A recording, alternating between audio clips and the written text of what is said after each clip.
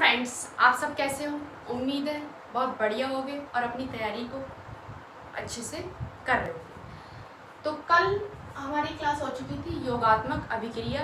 बाकी आगे के कुछ रिएक्शंस या समीकरण रह गई थी, उनको हम आज पढ़ेंगे। तो आज हमारी दूसरी हेडिंग है ऊष्माक्षेपी अभिक्रिया। तो ऊष्माक्षेपी अभिक्रिया क्या होती है? ऐसी अभिक्रियाएं जिनमें उत्पाद के निर्माण के साथ साथ ऊष्मा भी उत्पन्न होती है, ऊष्माक्षेपी अभिक्रिया कहलाती है। क्या होती है? ऐसी अभिक्रियाएं जिनमें उत्पाद के निर्माण के साथ साथ ऊष्मा भी उत्पन्न होती है, तो ऐसी अभिक्रियाएं ऊष्माक्षेपी अभिक्रिया कहलाती है। यहाँ पर आप ऊष्माक्षेपी जो वर्ड है वही उस शब्द से ही आप समझ रहे होंगे कि क्षेपी मतलब ऊष्मा क्या करेगी, क्षेपी मतलब बाहर जाना, उत्पन्न करना। तो ऊष्माक्षेपी यानी कि ऊष्मा क्या होगी, इसमें उत्पन्न होगी। एग्जाम्पल में दे रखा है इसका, मेथेन गैस ऑक्सीजन के साथ क्रिया करती है तो क्या बनता है, कार्बन डाइऑक्साइड गैस और जल, उसके साथ साथ ऊर्जा क्या निकलती है, बाहर निकलती है। तो ये हो गया आपका ऊष्माक्षेपी अभिक्रिया। आगे बढ़ते हैं, नंबर 3 हेडिंग है हमारी वियोजन अभिक्रिया। वियोजन अभिक्रिया क्या होती है? जैसे वियोजन नाम से ही आ रहा है, वियोजन मतलब तो अधिक पदार्थ, मतलब एक पदार्थ का कई सारे यौगिकों में टूट जाना है, या फिर एक बड़े यौगिक का दो छोटे छोटे यौगिकों में या दो से अधिक छोटे छोटे यौगिकों में टूट जाना, क्या कहलाता है, वियोजन। अब इसके माध्यम से जानेंगे क्या है। तो ऐसी अभिक्रियाएं जिनमें एक बड़ा यौगिक किसी बाह्य कारक की उपस्थिति में दो या दो से अधिक छोटे यौगिकों में अपघटित हो जाता है। वियोजन मतलब बताया था ही कि अपघटित होना, टूटना, वियोजन अभिक्रिया कहलाती है। तो ऐसी अभिक्रियाएं जिनमें एक बड़ा यौगिक दो छोटे छोटे यौगिकों में अपघटित हो जाता है तो क्या कहलाती है, हमारी वियोजन अभिक्रिया कहलाती है। इसका एग्जाम्पल है, फेरस सल्फेट को ऊष्मा की उपस्थिति में यदि हम गर्म करते हैं तो फेरिक ऑक्साइड बनता है, इसके साथ साथ सल्फर ऑक्साइड या क्या बनता है, सल्फेट बन जाता है। नेक्स्ट हेडिंग रहेगी हमारी, वियोजन अभिक्रिया हो चुकी है, नेक्स्ट हेडिंग रहने वाली है हमारी विस्थापन अभिक्रिया। इसको नोट कर लीजिए।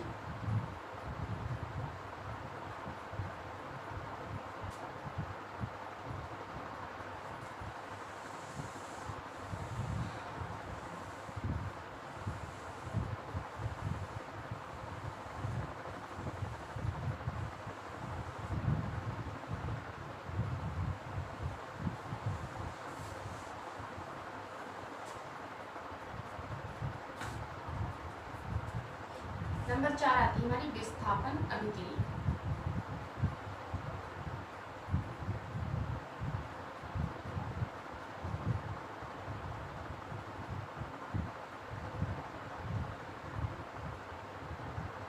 बहुत इंपॉर्टेंट अभिक्रियाएं हैं, यहाँ से एक ना एक क्वेश्चन जरूर बनता है आपका। क्या है विस्थापन अभिक्रिया?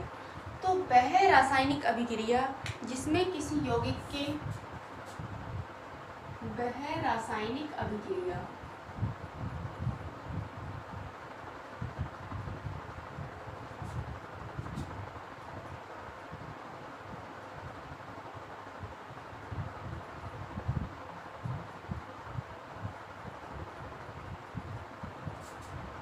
जिसमें किसी यौगिक के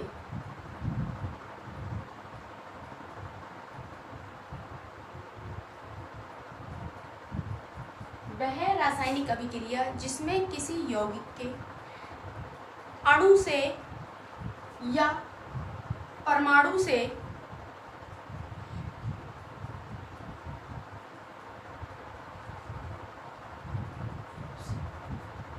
किसी यौगिक के अणु से किसी यौगिक के अणु से कोई समूह या परमाणु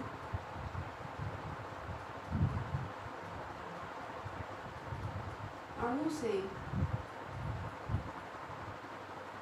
वह रासायनिक अभिक्रिया जिसमें किसी यौगिक के अणु से कोई परमाणु दूसरे यौगिक के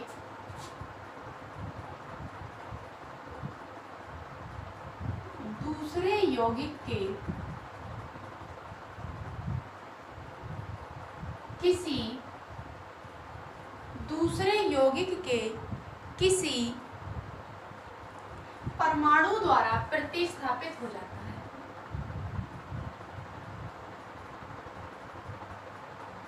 परमाणु द्वारा प्रतिस्थापित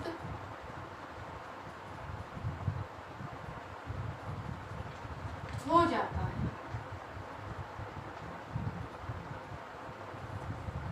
विस्थापन अभिक्रिया कहलाती है।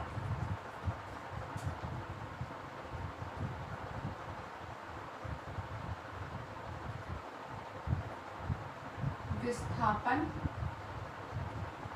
अभिक्रिया कहलाती है।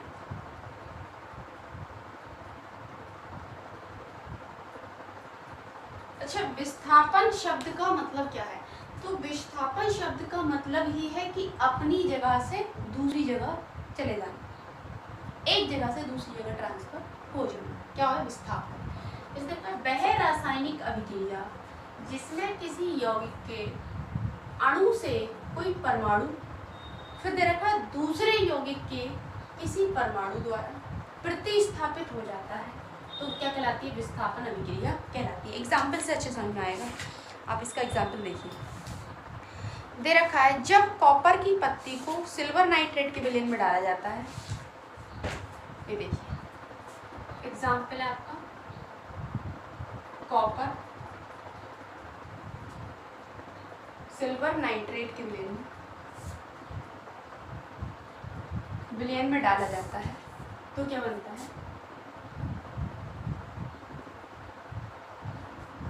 प्लस क्या बनेगा इसके साथ? Copper nitrate. 3, 2, 3। ये दे रखा था जब कॉपर की पत्ती को सिल्वर नाइट्रेट के विलयन में डाला जाता है तो क्या होता है? तो कॉपर जो है वो चांदी को प्रतिस्थापित कर देता है। यानी कि यहाँ पर कॉपर था, सिल्वर नाइट्रेट के साथ डाला जा रहा है, तो ये जो कॉपर है वो किसके साथ आ जाएगा? नाइट्रेट के साथ आ जाएगा। और जो यहाँ पर सिल्वर था नाइट्रेट के साथ, सिल्वर क्या हो गया? अलग हो जाएगा। यानी कि यह एक यौगिक है तो इसके परमाणु जो है इसके परमाणु से चेंज हो जाएगी, तो ये क्या कहलाती है? हमारी विस्थापन अभिक्रिया कहलाती है। चलिए नेक्स्ट आते हैं, हमारे हेडिंग है नंबर 5, द्विविस्थापन अभिक्रिया। द्विविस्थापन अभिक्रिया।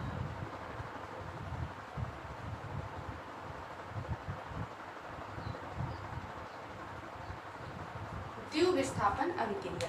अब द्विविस्थापन अभिक्रिया क्या कहती है?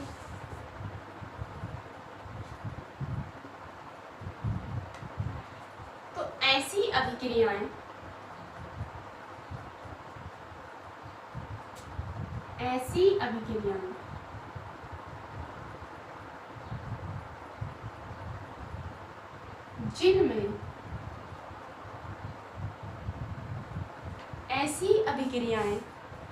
जिनमें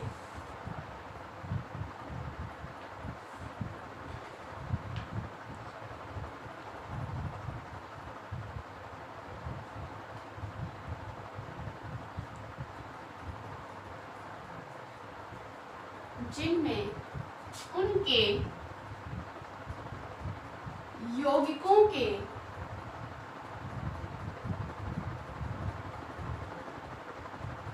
आयनों की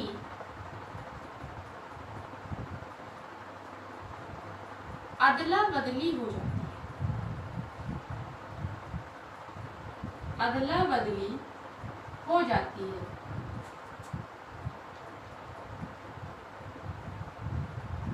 क्या कहलाती है? द्विविस्थापन अभिक्रिया कहलाती है। अदला बदली हो जाती है और क्या बनते हैं? नए यौगिक बनते हैं। नए यौगिक बनते हैं। द्विविस्थापन विस्थापन अभिक्रिया कहलाती है।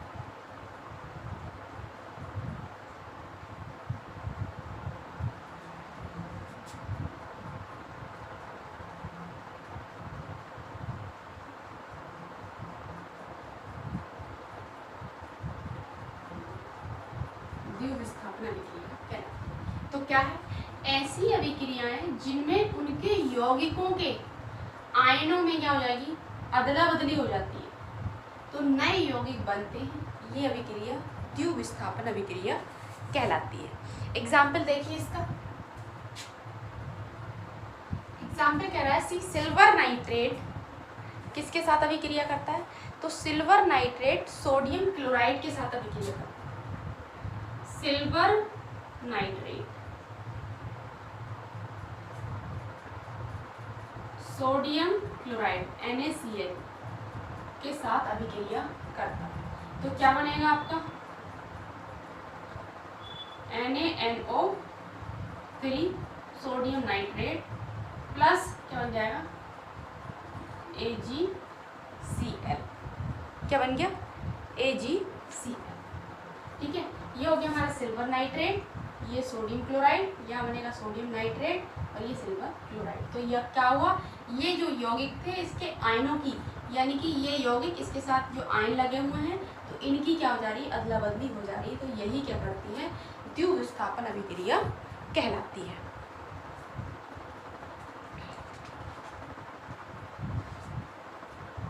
चलिए कितनी हेडिंग हो गई हमारी? 5। इसके आगे रह गई हमारी उपचयन अभिक्रिया और अपचयन अभिक्रिया। इसको नोट कर लीजिए।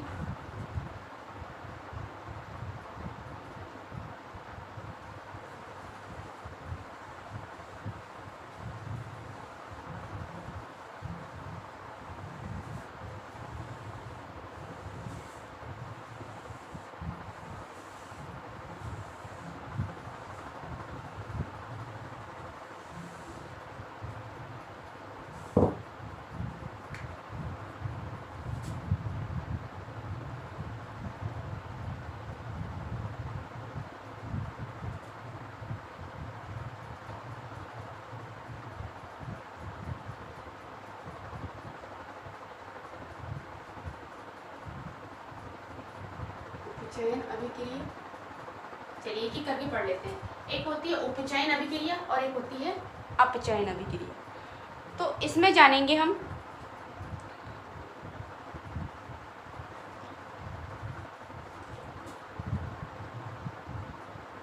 वह प्रक्रिया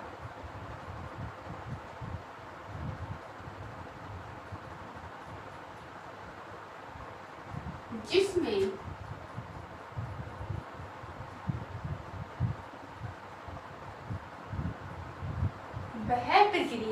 जिसमें ऑक्सीजन ग्रहण की जाती है, ऑक्सीजन ग्रहण की जाती है तथा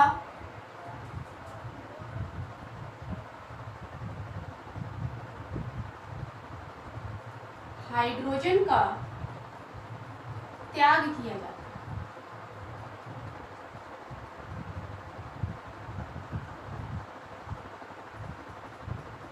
त्याग किया जाता है, उपचयन अभिक्रिया कहलाती है।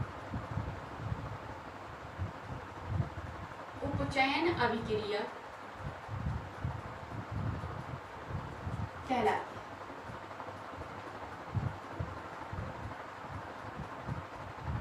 तो वह प्रक्रिया जिसमें ऑक्सीजन ग्रहण की जाती है तथा हाइड्रोजन का क्या किया जाता है? त्याग किया जाता है, उपचयन अभिक्रिया कहलाती है। उपचयन अभिक्रिया को क्या कहते हैं? इंग्लिश में ऑक्सीडेशन कहते हैं। चलिए नंबर 7 पर लिखेंगे अपचयन अभिक्रिया।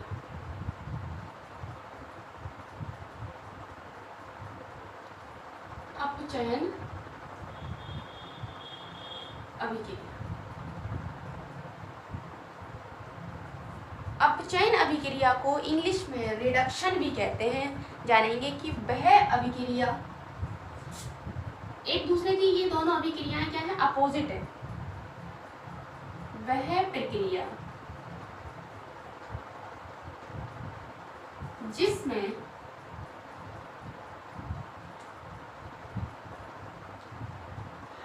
हाइड्रोजन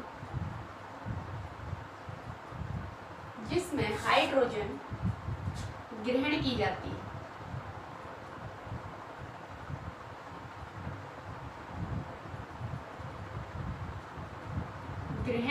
जाती है, तथा ऑक्सीजन का त्याग किया जाता है।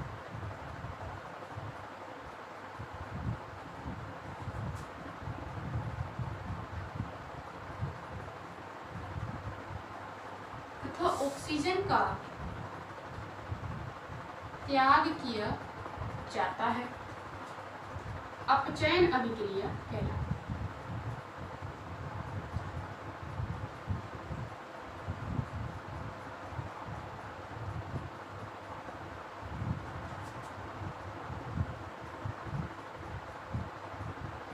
अपचयन अभिक्रिया कहलाती है। दोनों अभिक्रिया अच्छे से पता करेंगे। उपचयन में क्या होगा, ऑक्सीजन ग्रहण की जाएगी और हाइड्रोजन का क्या किया जाएगा, त्याग किया जाएगा। जबकि अपचयन में क्या होगा, अपचयन में जो है ऑक्सीजन क्या की जाएगी, इसमें हाइड्रोजन ग्रहण की जाएगी और ऑक्सीजन का क्या कर दिया जाएगा, त्याग कर दिया जाएगा। इसके बाद हमारी और हेडिंग बचती है, फिर ये चैप्टर जो है पूरा ही हो जाएगा। चलिए इसको नोट कर लीजिए, फिर हम आगे की बात करते हैं। कर लिया होगा नोट?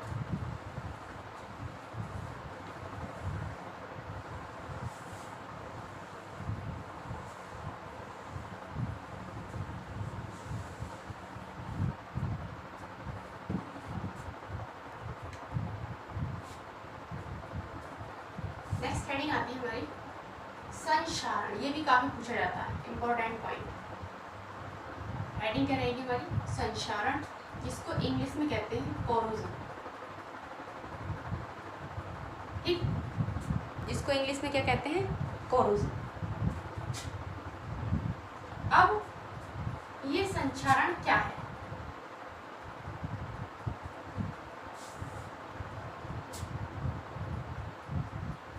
संक्षारण यानी कि कोरोजन क्या है?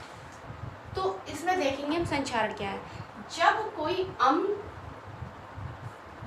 या नमी के संपर्क में, मतलब कोई धातु, जब कोई धातु क्या करेगी, अम्ल या नमी के संपर्क में आती है, तो उस धातु की क्या हो जाएगी, चमक कम हो जाती है। तो यही क्या कहलाता है, हमारा संक्षारण कहलाता है। चलिए लिख लीजिए इसको। जब कोई धातु, जब कोई धातु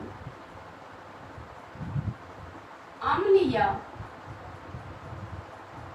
नमी, नमी को ही क्या कहते हैं, आर्द्रता भी कहते हैं।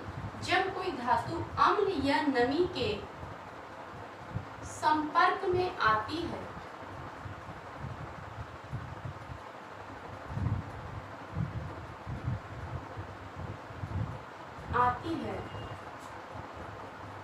तो धातु की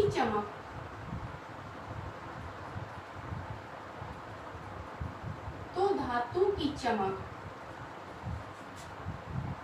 धीरे धीरे समाप्त होने लगती है।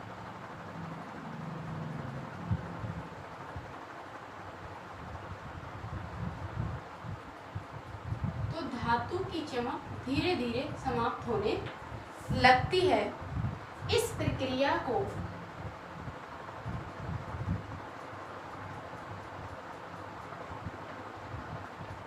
संक्षारण,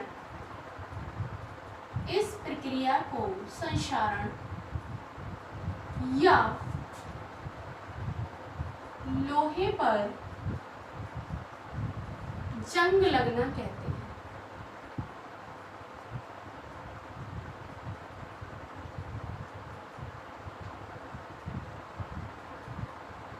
लोहे पर जंग लगना, समझ में आ गया होगा। जब कोई धातु अम्ल या नमी के संपर्क में आती है, तो जो धातु की चमक है वो क्या करेगी, धीरे धीरे समाप्त होने लगती है। और इस प्रक्रिया को ही क्या कहते हैं, संक्षारण या लोहे पर जंग लगना कहते हैं। इसके एग्जाम्पल देख लीजिए। जैसे हम इसके एग्जाम्पल में बात करेंगे तो एग्जाम्पल में आता है कि चांदी के ऊपर क्या होती है, चांदी जब आप नई खरीदते हो तो क्या होती है, एकदम चमकदार होती है। लेकिन उसके बाद आप धीरे धीरे क्या करते हो, आप उस पर पानी डाल देते हो या कुछ टाइम तक पहने रहते हो या उसका यूज़ कर लेते हो, तो क्या होता है, चांदी के ऊपर काली परत हो जाती है। इसका एग्जाम्पल हो जाएगा चांदी के ऊपर काली परत। ठीक, तांबे के ऊपर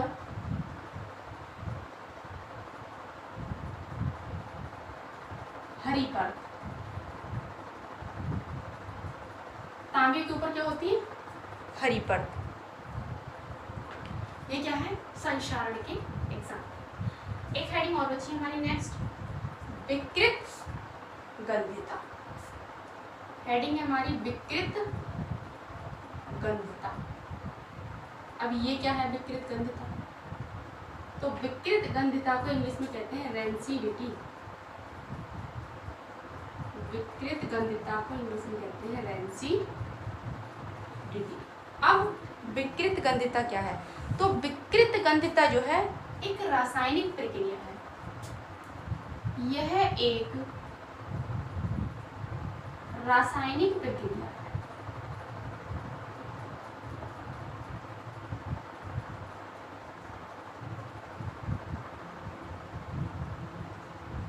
कैसी है, यह एक रासायनिक प्रक्रिया है जिसमें क्या होता है, वसा और तेल खराब हो जाते हैं,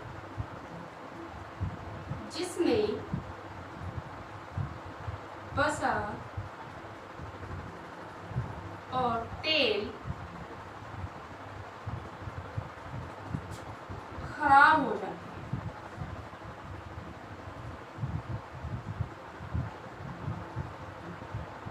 जिसमें वसा और तेल खराब हो जाते हैं, जिससे क्या होता है, उनकी गंध, स्वाद और गुणवत्ता बदल जाती है।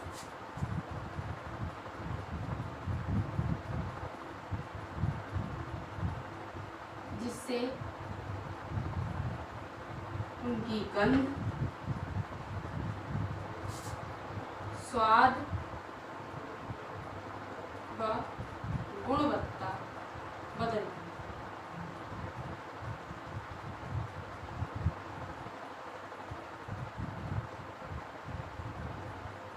गुणवत्ता बदल जाती है।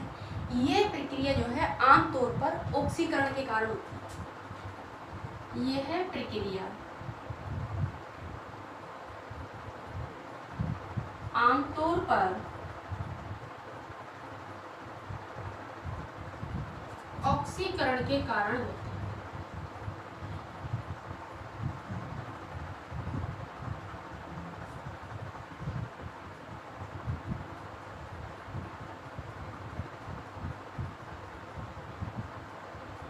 ऑक्सीकरण के कारण होती है, और ये तब होती है जब तेल और वसा ऑक्सीजन के साथ प्रतिक्रिया करते हैं। और ये कब होती है, और यह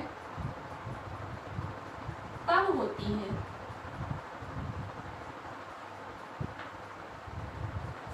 जब वसा और तेल ऑक्सीजन से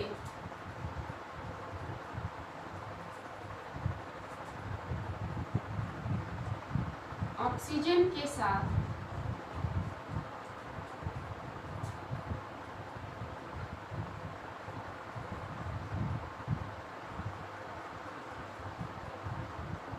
जब वसा और तेल ऑक्सीजन के साथ प्रतिक्रिया करें।